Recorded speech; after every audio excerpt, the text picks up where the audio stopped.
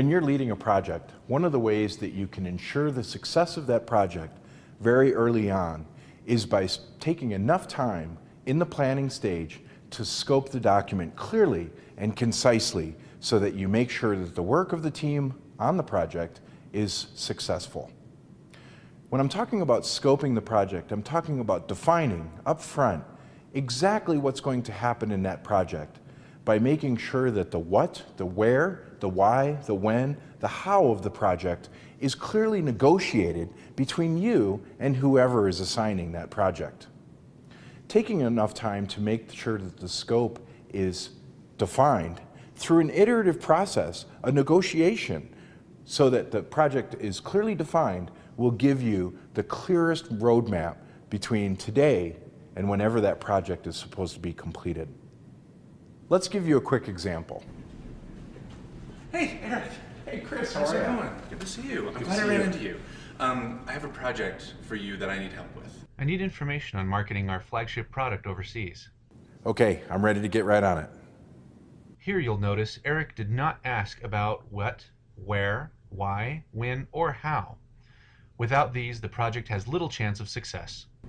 Let's watch a better example. Hey, Eric. Hey, Chris, How's it going? Good to see you. I'm glad I ran into you. I have a project for you that I need help with. I need information on marketing our flagship product overseas. Okay, sounds like a fun project. Let me ask a couple questions first. The first question I have is, what countries are you currently considering? Are you already in some countries? So should we be looking at a particular geographic region? Should we be looking at a particular set of economic principles for the income of the people in that country? What precisely is the set of conditions that we should be considering when we consider what country to go into?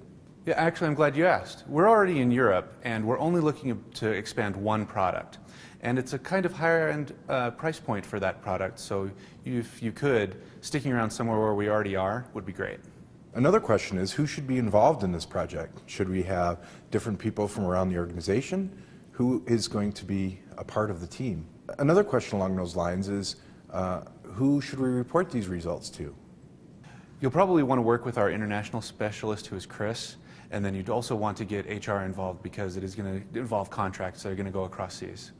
Then the final product is actually going to be presented to the Board of Administrators, so make sure that you keep that audience in mind.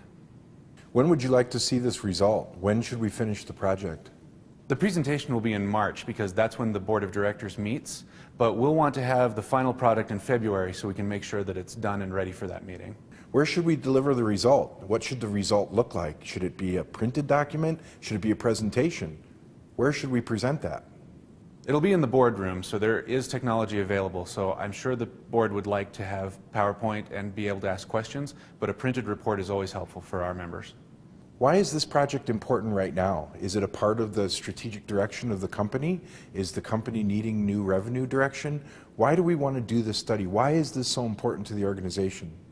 Sales for this particular product have started to plateau over the last couple of years, and we need to make sure that we get into some sort of growth opportunity as part of our growth strategy going forward. Are there particular milestones you want us to meet in this? Should we present it back at certain points? Should we come back and get permission at various aspects of the project? How do you want us to approach the project to best meet your needs? Once you get the team together, I would like to get a report on who's going to be on the team, and then at intervals, probably at quarter points, so when you're 25% done, 50% done, and 75% done, I'd like to have a full meeting with the whole team to see how the progress is going. This example shows how easy it is to misunderstand when the project is beginning what exactly that project should be. That's why this scope is so important. Keep in mind that it's impossible to get into other people's heads. So when you're getting a project assigned to you, it's impossible to get into that other person's head and find out precisely what they wanted relative to what they actually said. That's why this iterative process of negotiating the scope until there's absolute clarity between you and the client or the boss is so important, so that you can get into their head through the negotiation and ensure that the clarity is there.